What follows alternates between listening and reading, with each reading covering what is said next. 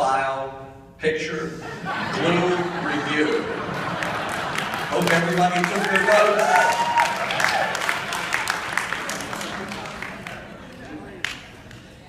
Oh, that's right, that Ron White already left. Okay.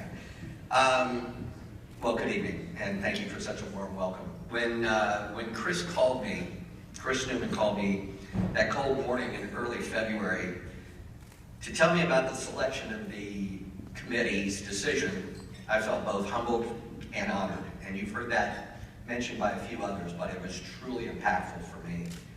I'm humbled to be recognized by Aimse, its leadership, and you, the membership, as this year's Lothrop Award recipient.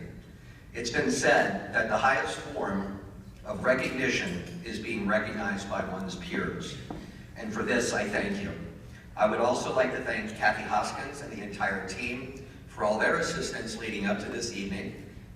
Kudos to Mackenzie Hurd and all of those who were involved in the organization of this year's conference. You guys have done a fantastic job. Heard a lot of good comments back from people throughout the day, and I think everyone's looking forward to the programs for tomorrow as well. So congratulations to you all as well. I'm honored to be in the same company of all of the other Lothrop Award winners. I was happy to see that those that are here this evening, the prior recipients, were already recognized, because I was going to make sure to plan to do that. So thank you guys for all being here. I think one of the most important aspects of that is that I can truly stand before you and tell you that I had a close personal as well as professional relationship with every single prior award winner. And to be in that company is really quite an honor. It's also paramount that we never lose sight of who we're really working for in our industry. Yes, we all know where our paychecks come from, but who we really work for are the retirees, the pensioners, the beneficiaries, whose financial future in retirement we've been entrusted to look after. These are the folks we're really working for, as well as those individuals and organizations who benefit from the grants, fellowships, scholarships, etc., supported by the various endowments, foundations we work for, in addition to all the other constituencies we have as clients, such as the insurance companies, hospitals, sovereign wealth funds, family offices, etc. I was at a little reception before coming down to the poolside reception this afternoon, and Mackenzie actually asked me, he said, "So when did you start coming to Aimse?" And it was actually, my first Aimse was May of 1983 at the Del Coronado Hotel in San Diego, California. And that was my first opportunity to meet Dick Lothrop. While I never had the pleasure of getting to know him well, I was always impressed with his style, charisma, and most importantly, his willingness to give back. And Chris Newman touched on that earlier in his introduction. This, to me, in my mind, is really what Aimse is all about. The association's focus since day one has been on education. Maybe not in the pure academic sense, but in the practical sense.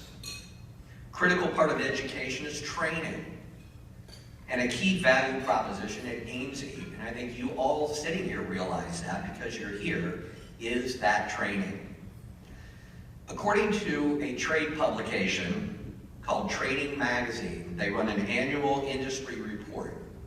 And for 2012, that was the most current number I could find, or the survey that was done. $55.4 billion was spent on training and development. Think about the millions of dollars spent by firms like IBM, Oracle, HP, Pfizer, Lilly. In the financial services area, big firms like Merrill Lynch spend on training all of those different sales forces. In the case of Merrill, the training of retail sales forces. I'd venture an educated guess that most of our organizations aren't spending even a small fraction of that amount on training for institutional asset management sales. This is why and how Aimse truly is filling a void in our industry and why it continues to be such a key organization to be a part of. The how part of this equation are the excellent programs being organized year in and year out by Aimse nationally, regionally, as well as internationally with our outstanding programs in Canada and the partnership with our colleagues in Europe. It's Aimse's leadership, again, that continues to be innovative in developing educational programs such as the Wharton Institute, which has now been replaced by the exciting new Claritas program involving the CFA Institute. I mentioned Aimse's educational focus since day one, and clearly our industry has evolved where today's sales professionals are being asked and expected to play a more significant role in the sales process. And I believe Aimse is rising to the challenge of making sure members are well educated and prepared as possible across all aspects of the sales process. This again is a credit to Aimse's leadership and to each of you as members. So I'd like to ask you guys to all give yourselves a round of applause. Way to go.